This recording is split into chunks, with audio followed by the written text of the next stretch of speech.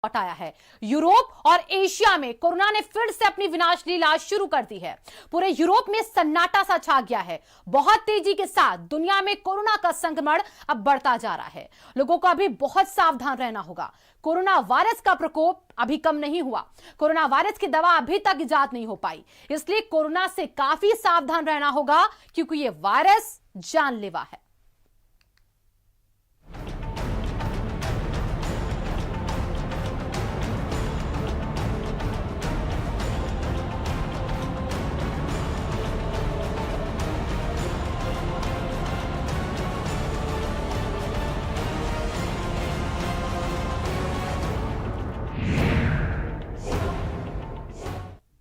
तो हमारे आज इस खास कार्यक्रम में हमारे दो खास मेहमान जुड़ेंगे। डॉक्टर डीके गुप्ता, जो कि प्रबंधक निदेशक है फेलिक्स हॉस्पिटल के, डॉक्टर नीरज मिश्रा भी जुड़ेंगे, जो कि पूर्व आरडीए प्रेसिडेंट के जेएमयू के हैं। तो आज दो डॉक्टर हमारे साथ होंगे जाने माने, और इसी के साथ आज वायरस कितना खतरनाक है इसको लेकर उन्हीं से हम चर्चा करेंगे, बातचीत करेंगे, जानेंगे कि आखिरकार भारत में जब रोजाना आंकड़े 75,000 से ज्यादा सामने आने शुरू हो गए, तो ऐसे में क्या स्थिति होगी आगे आने वाले दिनों में। और जिस तरीके से केस लगातार बढ़ रहे हैं उसको देखते हुए हमारे दोनों जो इस वक्त खास मेहमान हैं वो आपको जानकारी देंगे। और सबसे पहले हम चलना चाहेंगे डॉक्टर डीके गुप्ता के पास। डॉक्टर देखिए, इस वक्त भारत में जिस तरीके से रोजाना आंकड़े बढ़ रहे हैं, अगर इसी रफ्तार के साथ यानी कि 75,000, 80,000 रोजाना ऐसे केसेस आते रहेंगे तो नवंबर में शायद हम सबसे टॉप 1 पर पहुंच जाए। क्या करे सरकार? क्या सिर्फ चर्चा ज्यादा हो रही है, उपाय कुछ नहीं हो पा रही, इसी वजह से आंकड़े बढ़ रहे हैं? तो बिल्कुल ठीक कह रहे हैं आप। जो आंकड़े हैं वो अभी बढ़ेंगे, क्योंकि अभी जो हमारी पॉपुलेशन है वो पूरी फुल्ली एक्सपोज नहीं हुई है। अभी भी ससेप्टेबल पॉपुलेशन जिसमें इन्फेक्शन नहीं हुआ उसका नंबर बहुत हाई है। अगर हम बात करें जो आंकड़े हैं, आंकड़ों के हिसाब से अभी जो ससेप्टेबल पॉपुलेशन है वो 95% से भी ज्यादा है जिसको अभी इन्फेक्शन नहीं हुआ है।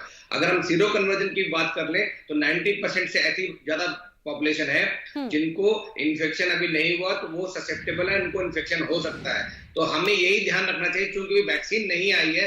वैक्सीन आएगी जनवरी फरवरी में, फिर उसका मैन्युफैक्चरिंग स्टार्ट होगी, उसके बाद अगले कई महीने में उसका डिस्ट्रीब्यूशन होगा। तो अगले जुलाई अगस्त तक हम सबको वैक्सीन मिलने की जो उम्मीद है वो बहुत कम है। तो इसलिए अभी जो वैक्सीन है या जो अभी जो बचाव है वो सिर्फ यही है कि सरकार हो, चाहे पक्ष हो, चाहे विपक्ष हो, चाहे पुलिस प्रशासन हो, चाहे एडमिनिस्ट्रेशन हो, चाहे डॉक्टर्स हो, चाहे बुद्धिजीवी हो, हम सबको और पब्लिक स्पेशली खुद जागरूक होना होगा और सबको जागरूक करना होगा कि अभी सिर्फ बचाव है कि हम मास्क लगा के बाहर जाएं, हाथ बार बार धोएं या साफ धोएं, फिजिकल डिस्टेंसिंग रखें, अगर जरूरत नहीं है तो बाहर ना जाएं। क्योंकि पब्लिक जो है उसका डर खत्म हो गया है, सब लोग पब्लिक प्लेसेस पे जा रहे हैं। आप देख रहे होंगे कि हर मार्केट में, हर मॉल में, हर शहर में, क्योंकि इकोनॉमिक एक्टिविटीज को बिल्कुल बंद नहीं कर सकते, इस समय सबसे ज्यादा जरूरत है वो पब्लिक को जागरूक होने की जरूरत है। खुद को अपने आप आत्मनिर्भर करना पड़ेगा, ना कि सरकार के भरोसे या किसी और के भरोसे। सरकार अपना काम कर रही है, आप लोग अपना काम कर रहे हैं, news channel, media, print media. बिल्कुल बिल्कुल। डॉक्टर डीके गुप्ता जी, देखिए आप जिस बात का जिक्र कर रहे हैं कि लोग बेफिक्र हो चुके हैं, लोगों के साथ साथ क्या सरकारें भी बेफिक्र हो गई हैं? फिक्र किसी को नहीं सता रही, क्योंकि कोरोना के केसेस लगातार बढ़ रहे हैं और रोजाना आंकड़े बढ़ने के साथ ये दिखाता है कि लोगों की लापरवाही साफ तौर पर है। अगर उदाहरण हम देख ले, जो यूरोपीय देश है वहां पर एक बार फिर से ये कोरोना दस्तक दे रहा है। और डॉक्टर नीरज मिश्रा, मैं आपसे जानना चाहूंगी, ये वो यूरोपीय देश है, उत्तरी अमेरिका वो जगह जहां पर एक बार फिर से लहर देखी जा रही है, कंट्रोल किया गया लेकिन उसके बाद भी केसेस लगातार, वहां पर फिर क्यों बढ़ रहा है?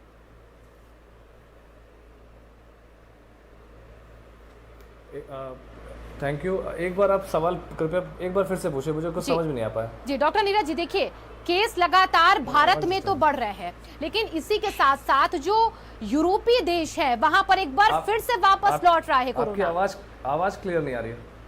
मैं चाहूंगी आवाज को ठीक कराया जाए। मैं आपके पास वापस आती हूँ। डॉक्टर डीके गुप्ता जी के पास हम चलना चाहेंगे इसी सवाल को लेकर। डॉक्टर देखिए, भारत का जो इस वक्त रिकवरी रेट है वो 80% है, लेकिन रोजाना जो आंकड़े हैं वो भी उतनी ही रफ्तार के साथ सामने आ रहे हैं। ये रिकवरी रेट बढ़ रहा है, आंकड़े बढ़ रहे हैं। अगर इसी तरीके से आंकड़े बढ़ते रहे तो रिकवरी रेट चाहे जितना बढ़े कोई फायदा तो नहीं होगा। लोगों को जागरूक होना पड़ेगा, सरकार को जागरूक होना पड़ेगा, तभी केसेस रुक पाएंगे। बिल्कुल सही कह रहे हैं कि जो अभी करंट जो हमारे इन्फेक्शन हुआ है उसमें लगभग 3,70,00,000 लोगों को इन्फेक्शन हो चुका है।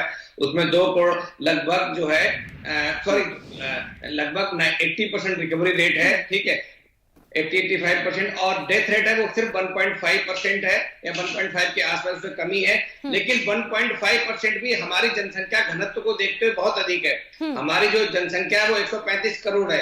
अगर 135 करोड़ जनसंख्या इन्फेक्ट हो जाती है अगले एक साल में, कोई वैक्सीन नहीं आता है, तो उसमें भी 1% बहुत बड़ा नंबर होगा। तो हम सबको ध्यान रखना चाहिए, क्योंकि हमारी जनसंख्या बहुत बड़ी है, हमारे यहाँ फैसिलिटीज जो है, हेल्थ फैसिलिटीज है वो लिमिटेड है। हमारा जो हॉस्पिटल्स हैं, जो बेड्स हैं, जो आईसीयू में वेंटिलेटर्स हैं, वो उनकी संख्या लिमिटेड है। हम लोग इतना लोड नहीं ले सकते।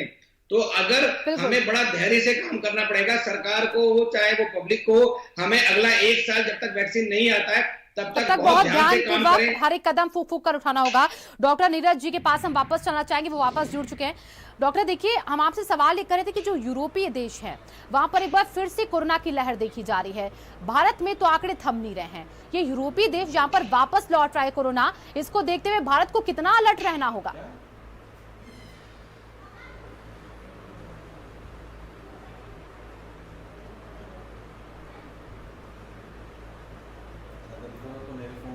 डॉक्टर नीरज, आप तक आवाज पहुंच पा रही है?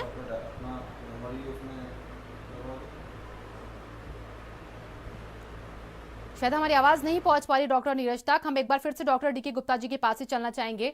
डॉक्टर डीके गुप्ता जी, देखिए, यूरोपीय देशों का हम एग्जाम्पल अगर अभी ले लें तो वहां पर पहले केस कम होने शुरू हुए, लगा कि रफ्तार धीमे धीमे कम हो जाएगी। हालांकि दूसरी लहर की बात कही गई थी, लेकिन वो दूसरी लहर इस वक्त हम यूरोपीय देशों में देख भी रहे हैं।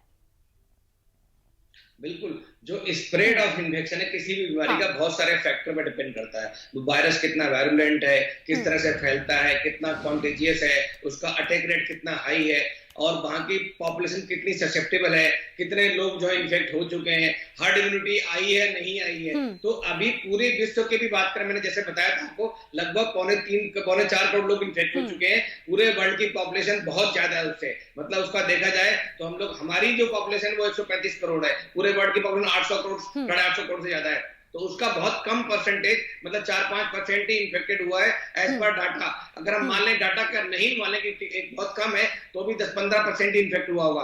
तो भी अभी पूरी दुनिया की बहुत सारी ऐसी पॉपुलेशन है जो ससेप्टेबल है इस इन्फेक्शन को, और वो बहुत सारे फैक्टर्स पर डिपेंड करता है। इसलिए जब तक 50-60% लोग इन्फेक्ट ना हो जाए, या हर्ड इम्यूनिटी ना आ जाए, या ऐसा वैक्सीन ना आ जाए तो सबको मिल जाए जिससे इम्यूनिटी डेवलप हो जाए, तब तक पूरी दुनिया के हर देश को, चाहे वो कोई भी देश हो, चाहे अमेरिका हो, चाहे यूरोप हो, चाहे हमारा भारतवर्ष हो, हम सबको पूरा धैर्य से काम रखना चाहिए। क्योंकि इतनी बड़ी जनसंख्या को अगर इन्फेक्ट कर देंगे, अगर 1.5% भी मोर्टेलिटी रेट है, तो भी बहुत बड़ा डेथ हो जाएगी, बहुत सारे लोगों की डेथ हो जाएगी। तो चूंकि हमें धैर्य से काम करें जब तक वैक्सीन ना आ जाए, जब वैक्सीन आ जाए तब हम चाहे चीजें बिल्कुल। देखिए डॉक्टर डीके गुप्ता जी, देखिए वैक्सीन जब आएगी तो उसको भी देखिए, केंद्रीय मंत्री डॉक्टर हर्षवर्धन ने कहा है कि जुलाई में 40 से 50 करोड़ लोगों तक हम उसे पहुंचाएंगे। हालांकि उसमें एक लंबा प्रोसेस चलेगा, तो इसके लिए हमें सावधान पहले से रहना होगा। चेक रिपब्लिक, वो देश जहां पर हमने देखा जो कि सबसे ज्यादा सुरक्षित रहा था कोरोना काल में, वहां पर एक दिन का रिकॉर्ड देखा गया 8,600 नए केसेस का। तो वो क्या दिखा रहा है कि जो देश पहले से सुरक्षित है वहां के लोगों को भी अलर्ट होना होगा। भी हमें ये नहीं सोचना होगा कि वहां तक वो वायरस नहीं पहुंच सकता है, जैसे कि वियतनाम ने किया। उसने पहले से तैयारियां पूरी करी थी चीन को देखते हुए। तो मैं फिर वही कह रहा हूं कि क्योंकि हमारी बहुत सारी दुनिया की जनसंख्या है वो एक्सपोज नहीं हुई, ससेप्टेबल है, और वायरस बहुत तरीके से ट्रेवल कर सकता है। चाहे वो फ्लाइट से कोई बंदा आ रहा है, चाहे वो क्या नाम है वाटर से, जहाज से कोई जनसंख्या आ रही है, लोग बहुत सारे माध्यम से ट्रेवल करते हैं, किसी माध्यम, क्योंकि हम जो कैरियर है वो ह्यूमन बीइंग है। ह्यूमन बीइंग को हम बहुत लंबे समय तक रोक नहीं सकते, इकोनॉमिक गतिविधियां रोक नहीं सकते, फ्लाइट हमेशा के लिए बंद नहीं कर सकते। तो इसलिए सावधानी रखें। जिन देश में नहीं भी फैला हुआ है उनके भी चांसेस हैं कि अगर एक बंदे को भी अंदर पहुंच गया वायरस, तो वो एक वायरस से 1 से 3, 3 से 9, 9 से 27 और से 100 और हजारों सैकड़ों में ऐसे बढ़ सकता है। ये हम सब लोग देख चुके हैं। जी डॉक्टर, और देखिए अभी हम डॉक्टर नीरज मिश्रा जी का एक बार फिर से रुक कर लेते हैं, वो हमारे साथ जुड़ चुके हैं और इस बार उन तक आवाज पहुंचे, उम्मीद करते हैं। डॉक्टर नीरज जी, देखिए इस वक्त जो यूरोपीय देश हैं उनको देखते हुए भारत को क्या कुछ सीखने की जरूरत है? और एक देश वियतनाम, जहां पर अभी भी यूरोपीय देश और दक्षिण कोरिया के लोगों को आने के लिए पाबंदी लगा दी गई है। ये एग्जाम्पल भारत को अपनाना चाहिए।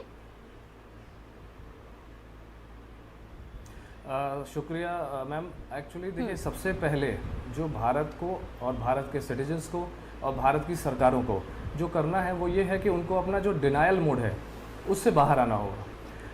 कहीं ना कहीं एक ऐसी सिचुएशन क्रिएट हो गई है जिसमें सारी जो सरकारें, सारी जो जनता है, जितने भी लोग हैं, उन्होंने ये कहीं ना कहीं कुछ कारण ढूंढ लिए हैं कि भाई या तो ये वायरस हमें कुछ खतरा नहीं पहुंचा सकता, या फिर ये वायरस से मौतें नहीं हो सकती हैं, या फिर कहीं ना कहीं ये एक प्रोपेगेंडा टाइप का एक रह गया है। अभी बहुत सारे एलिट ऐसे पेशेंट आते हैं जो अभी भी हमसे पूछते हैं, सर क्या वाकई में इतना खतरनाक है?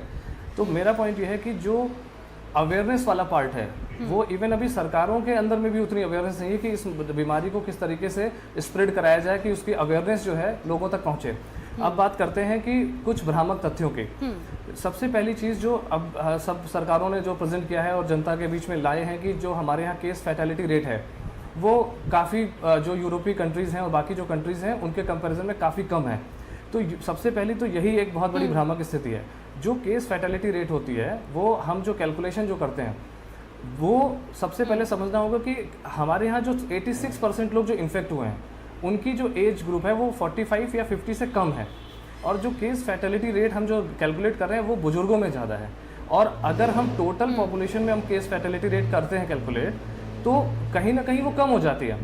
तो हमें इंडिविजुअल देखना होगा कि किस परसेंटेज के लोग ज़्यादा इन्फेक्ट हो रहे हैं और किस परसेंटेज के लोग ज़्यादा मॉर्टेलिटी हो रही है। तो जो तथ्य हैं वो अपने आप लोगों को बता देंगे कि सिचुएशन कितनी घातक है।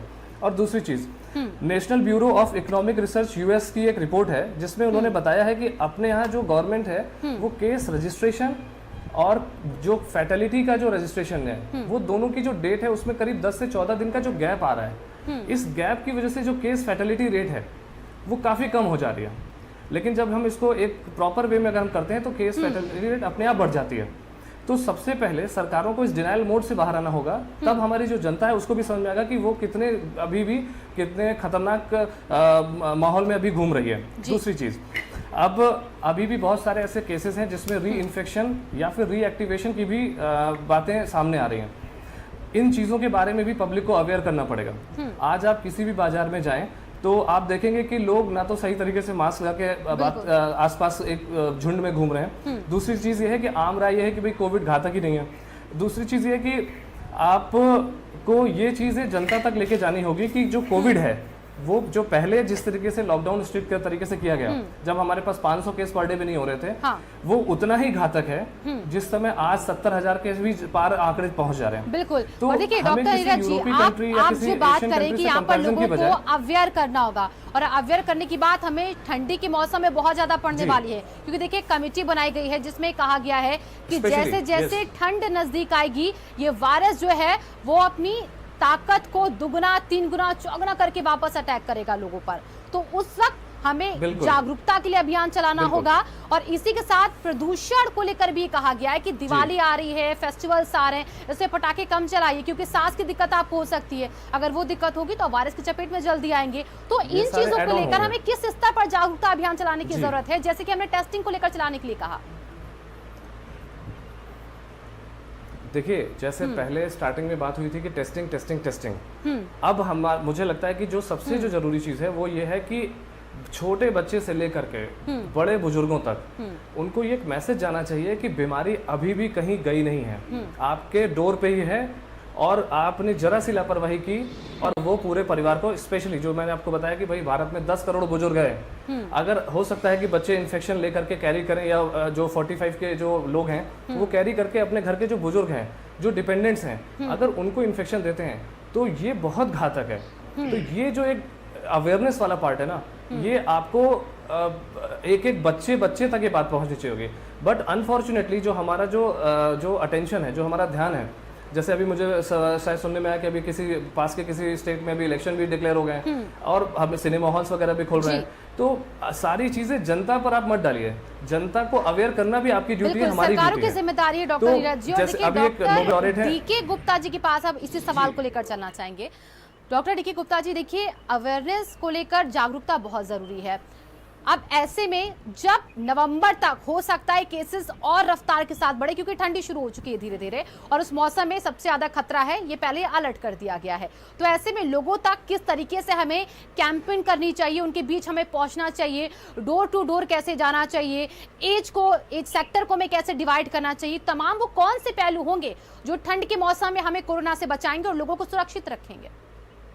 तो बिल्कुल इस समय ट्रिपल अटैक होने वाला है। ट्रिपल अटैक में डेंगू आ रहा है, मलेरिया आ रहा है, इस टाइम पॉल्यूशन बढ़ रहा है और साथ में कोरोना है। और ये सारी जो बीमारियां हैं हमारे मल्टीपल ऑर्गन्स को अफेक्ट करती हैं। जैसे पॉल्यूशन की बात करें तो हमारे फेफड़ों को अफेक्ट करता है, और पॉल्यूशन जो है और जो कोरोना है वो भी फेफड़े को अफेक्ट करता है। तो अगर कोई ऐसा मरीज जिसको एक्यूट अटैक अस्थमा हो गया और साथ में उसको कोरोना इन्फेक्शन भी हो गया तो उसकी मॉर्टिलिटी बहुत बढ़ जाएगी, उसमें मॉर्बिडिटी और कॉम्प्लिकेशन बहुत बढ़ जाएंगे। या ऐसा पेशेंट जिसमें डेंगू में मल्टी ऑर्गन डिस्फंक्शन हो गया है, प्लेटलेट बहुत कम हो गई है, उसके अंदर भी कोरोना इन्फेक्शन है, तो उसमें सीवियरिटी और डेथ के चांसेस बहुत बढ़ जाते हैं। खासकर सर्दियों में जो हार्ट अटैक्स हैं, जो हार्ट पेशेंट्स हैं, उनकी प्रॉब्लम बढ़ जाती हैं, तो वो भी कोमोर्बिडिटी को बढ़ाती हैं। तो इस समय सबसे इंपॉर्टेंट है जो ऐसे मरीज हैं जो 60 साल से ऊपर है, जिनको डायबिटीज है, हाइपरटेंशन है, हार्ट प्रॉब्लम है, किडनी की प्रॉब्लम है, अस्थमा है, सीओपीडी है, इन लोगों को और ज्यादा बचने की जरूरत है। क्योंकि अब तक हमने इनको बचा के रखा था, अब चूंकि सब लोग बाहर जा रहे हैं तो कहीं ना कहीं इनके इन्फेक्टेड होने का रिस्क बढ़ गया है। तो अब इस समय सिर्फ सरकार को बचाओ बचाओ बचाओ, इसी पे अवेयरनेस करनी चाहिए कि हम कैसे बच सकते हैं। हमें बताना चाहिए कि हमारा डेथ रेट तो 1.53 है, बट एक्चुअल जो मरीज लोग भर्ती हो रहे हैं उनमें कितने लोग आईसीयू में जा रहे हैं, कितने लोगों की डेथ हो रही है, कितने लोगों को कॉम्प्लिकेशन हो रहे हैं, कितने के घर जो है उजड़ जा रहे हैं। एक्चुअली जो डेथ रेट है, एक जो व्यक्ति मरता है उसके लिए वो आंकड़ा नहीं होता है, वो उसके लिए 100% डेथ होती है, वो परसेंटेज में नहीं होती है। तो चूंकि हमें सबको बताना चाहिए, मैंने ऐसे कई सारे पेशेंट देखे हैं जो बिल्कुल ठीक थे, जिनके हस्बैंड सीरियस थे बट वाइफ एक्सपायर हो गई, सडनली कोरोना का इन्फेक्शन हुआ, कॉम्प्लिकेशन हुआ, डेथ हो गई।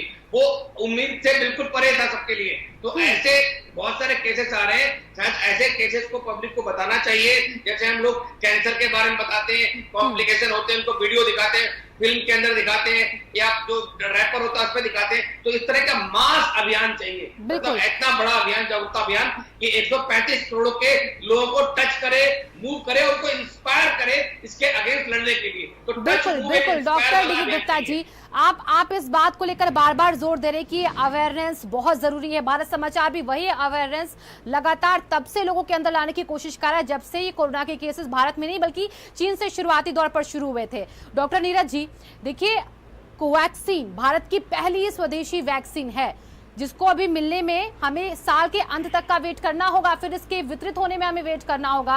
लेकिन उससे पहले जो लोग हैं, जो उन्हें ढिलाई दी जा रही, जो उन्हें यहाँ पर एहतियातन कई चीजें बरतनी होगी, उनका वो जो पालन नहीं कर रहे हैं, तो ऐसे में सरकार कहाँ पे लूप होल्स छोड़ रही है? क्योंकि लोगों में अभी भी हमने देखा कि सतर्कता नहीं है। लोगों से नॉर्मल खांसी जुकाम अब तो समझने लग गए, कहते हैं कि तो नॉर्मल जुकाम है, ठीक हो जाएगा, क्योंकि लोग माइनर तौर पर अब यहाँ पर संक्रमित हो रहे हैं। जी जी,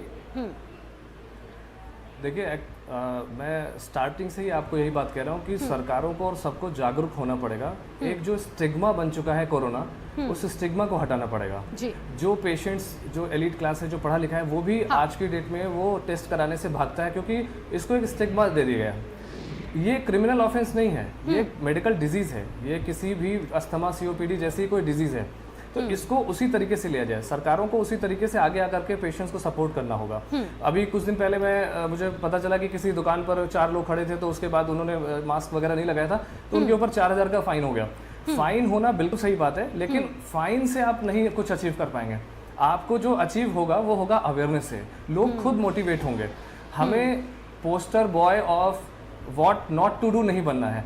अगर हमें कोई ऐसा कहता है कि इंडिया जो है एक पोस्टर बॉय बन चुका है कि क्या नहीं करना है, इंडिया से सीख सकते हैं, तो हमें इस तरीके से मैसिव एफर्ट्स करने हैं कि ये एक जो बिल्कुल लोअर स्ट्रेटा का जो आदमी है, जो बिल्कुल पढ़ा लिखा नहीं है, वो भी इस चीज़ को, इस महत्वता को समझे कि वैक्सीन और बड़ी बड़ी दवाइयाँ वो सब बात की बातें हैं, लेकिन जो सबसे बेसिक चीज़ है वो है बेसिक सैनिटाइजेशन और मास्क का यूज़, 2 गज की जो दूरी है।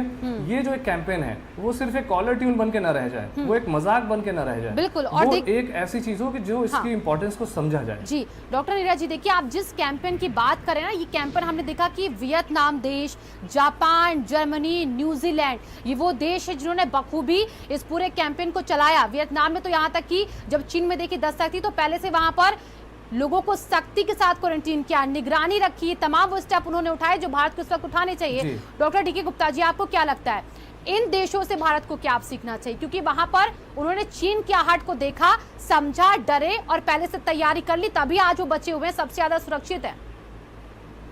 बिल्कुल, तो हमें हम लोग का जो वैक्सीन इन्फेक्शन आया था वो थोड़ा लेट आया था, तो हमारी सरकार को, हम सब लोगों को दूसरे देशों में सीख लेनी चाहिए थी। आइडियली क्या कुछ हमने गलतियां करी, हम लोग को जो इंटरनेशनल एयरपोर्ट थे वो पहले शट डाउन करने चाहिए थे, वहां पे स्क्रीनिंग बहुत अच्छी होनी चाहिए थी, सब लोगों को कंपलसरी क्वारंटाइन करना चाहिए था, उन सबके टेस्ट होने चाहिए थे, उसके बाद उनको एंट्री चाहिए थी। तो ये सब चीजें कहीं ना कहीं हम लोग मिस कर गए। उसके बाद जो पॉपुलेशन का जो माइग्रेशन हुआ, जो प्रवासी मजदूरों का माइग्रेशन हुआ, उससे कहीं ना कहीं जो हमारे दूर दराज के गाँव है उनमें इन्फेक्शन फैला।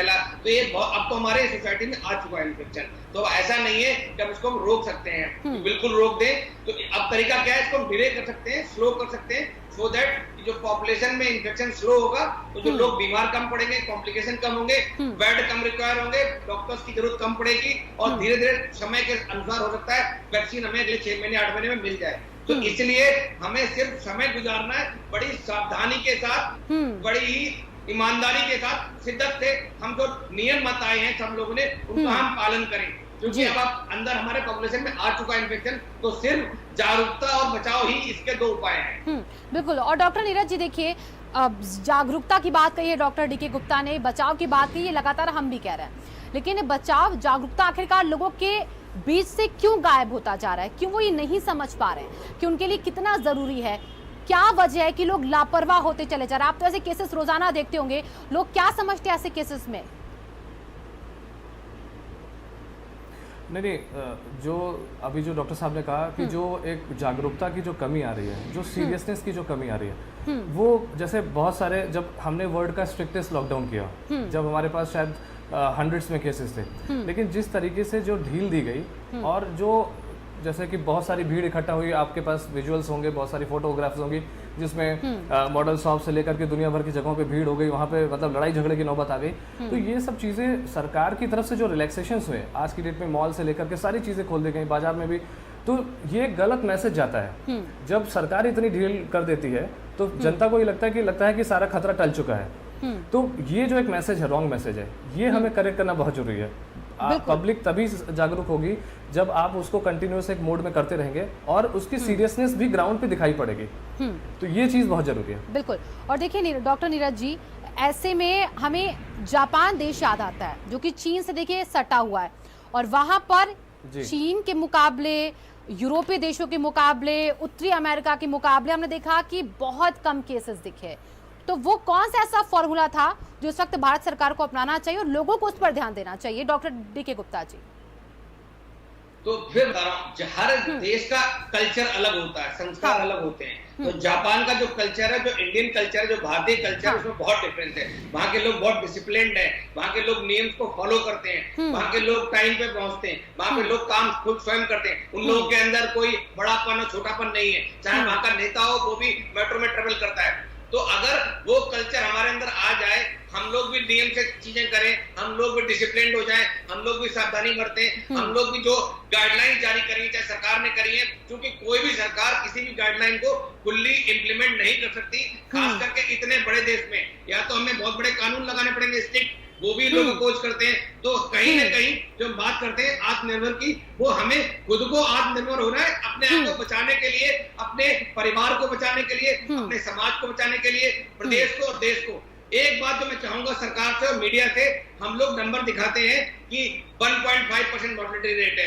इतने लोग रिकवर्ड हो गए हैं, रिकवरी रेट 89% है, 91% लोग सिर्फ डेथ होती है या क्रिटिकल होते हैं। तो इन नंबर्स के अलावा हमें वो नंबर दिखाना चाहिए कि कितने लोगों को आईसीयू में भर्ती होने की जरूरत पड़ती है, बिल्कुल। कितने ऐसे लोग हैं जिनको इन्फेक्शन हो गया है और उनकी रिपोर्ट नहीं पता लगी, कितने लोगों के इन्फेक्शन होने पर लंग डैमेज हो गए हैं और उनको सांस की दिक्कत लाइफ लॉन्ग रहेगी, कितने ऐसे लोग हैं जिनका घर परिवार खत्म हो गया है, कितने ऐसे लोग हैं जिनके पूरे परिवार में कोरोना हो चुका है और उनका जो इकोनॉमिक स्टेटस है, मेंटल शटडाउन है, कि उनको हमें जागरूक करना पड़ेगा कि अगर कोरोना हो गया तो आपको कौन कौन सी प्रॉब्लम आ सकती हैं। घर में मृत्यु हो सकती है, कॉम्प्लिकेशन हो सकते हैं, हॉस्पिटल जाना पड़ सकता है, आईसीयू में बेड नहीं मिलेगा, आपको मॉनेटरी लॉस होगा, परिवार में लॉस होगा, आपके वर्किंग डेज खराब होंगे। तो कहीं ना कहीं ऐसा कैंपेन जो लोगों के हृदय को टच करे कि कोरोना हो गया तो इनके लिए नहीं, उनकी तो मुसीबत बनेगा ही बनेगा, उनके परिवार की मुसीबत। डॉक्टर डीके गुप्ता जी और डॉक्टर नीरज जी कुछ कहना चाहते हैं,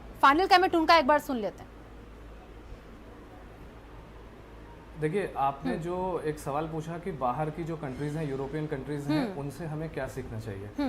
देखिए, अभी तक जब हमने वर्ल्ड का स्ट्रिक्टेस्ट लॉकडाउन किया था और हमारी चीजें सब कुछ ठीक चल रही थी, तो बाहर की जो कंट्रीज हैं वो इंडिया को एक रोल मॉडल बना करके हमसे इंस्पायर हो रहा था। बिल्कुल। बट सडनली चीजें वर्स्ट की तरफ जा रही हैं। जो सबसे जो एक इम्पॉर्टेंट चीज है, जो बाहर की कंट्रीज और अपने इंडिया में जो लैकिंग है, जो डिफरेंस है, वो ये है कि जो पॉलिसी मेकिंग है और जो आपके जो फ्रंट जो फ्लैग बेरर्स हैं, वो वहाँ पे हेल्थ एक्सपर्ट्स होते हैं। अगर आप हेल्थ एक्सपर्ट्स को सेकंड थर्ड बेंच पे कर करके आप जो पूरी पॉलिसी है वो आप अपने कन्वीनियंस के आधार पे चलाते हो, तो फिर ये मिसमैच जो है वो जनता के लिए घातक हो जाता है। हमारे यहाँ हेल्थ एक्सपर्ट्स ऐसे हैं जो बाहर की कंट्रीज में सजेशंस देते हैं, बट हमारे यहाँ उन्हीं हेल्थ एक्सपर्ट्स को दरकिनार करके हमारे यहाँ जो एक से एक एपिडेमियोलॉजिस्ट हैं, कम्युनिटी हेल्थ एक्सपर्ट्स हैं, डॉक्टर्स हैं, बट उनकी चीज़ों को, उनके सजेशंस को अगर आप नहीं मानते हो तो कुछ ऐसी ही पिक्चर सामने आती है। बिल्कुल, और जो पिक्चर हम इस वक्त देख भी रहे हैं डॉक्टर नीरज जी, और यानी कि आप दोनों की बातों से एक चीज तो स्पष्ट होगी और दर्शकों को भी समझना चाहिए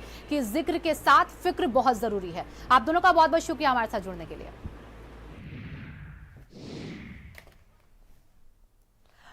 MDH का किचन किंग किचन में हो तो हम सब कुछ बना सकते हैं। MDH kitchen